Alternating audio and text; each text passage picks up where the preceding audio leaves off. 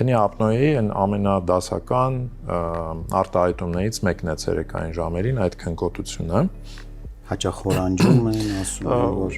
անընդհատ ուզում են հորանջեն եւ քնի պակաս են զգում։ Ու այստեղ հետաքրքիրն ինչ է, որ ինքը կարող է ֆոնային քնկոտություն լինել, այսինքն ինքը զգում է, որ քնկոտ է, փոքր փորձում է թարմանալ, օրինակ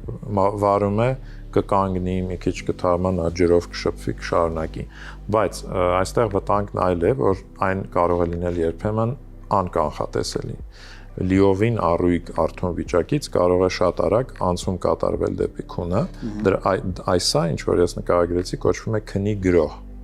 Եվ քնի գրոհները ամենավտանգավորն են հատկապես պատասխանատու ինչ որ գործում գտնվելու պահին, քշելիս, օրինակ, չգիտեմ, ինքնաթիռ վարելիս, Չեռնոբիլի ատոմակայանը գործարկելիս, այդ պատահական չեմ բերում այդ օրինակները, որովհետև շատ մեծ կատաստրոֆաներ կապում են հենց այդ խնդրի հետ,